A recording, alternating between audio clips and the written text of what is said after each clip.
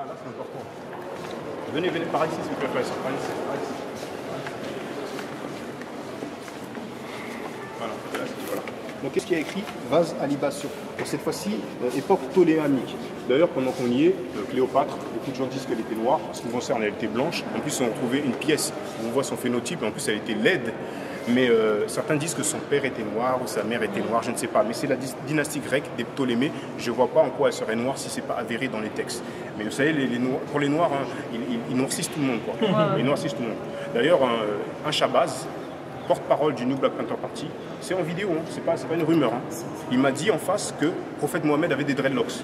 C'est-à-dire que non seulement ils disent que le prophète Mohammed était noir, mais il me dit en plus qu'il avait des dreadlocks. Et quand je lui demande, mais c'est quoi ta source, il me dit le professeur Farida Eureka Shabazz, et donc un autre Toucar qui enseigne voilà, qu'on n'avait pas les cheveux crépus. Mais non, mais c'est pour dire à quel point c'est grave. Non seulement ils noircissent le prophète Mohammed de l'islam, mais ils lui mettent des dreadlocks, quoi. Et c'est des gens qui se prennent pour des scientifiques et qui font des jeux de mots, qui disent afrocentristes au lieu de dire afrocentriste. Mais ils se prennent pour qui ces gens-là? Mais où sont nos aînés? Où sont les gens qui aiment l'Afrique et qui respectent l'Afrique? Comment on peut laisser des petits tocards? Comment on peut laisser Dieudonné leur prêter son toit à terre pendant 10 ans et ne rien dire? Non mais bref. Donc c'est un vase à libation de basse époque. Mais peu importe l'époque, ça montre que voilà, c'est une tradition.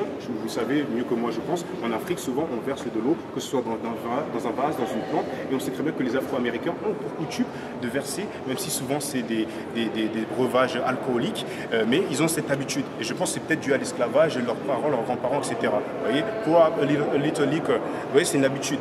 Donc voilà, je ne vais pas en dire plus, on va avancer. Il y a beaucoup de choses à voir, beaucoup de choses à voir.